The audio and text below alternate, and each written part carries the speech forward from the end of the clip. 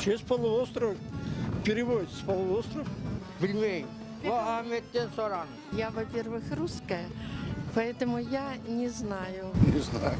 Ну, не в честь отца были, а Ешеляда, по-моему, выходила газета в 38-39 годах.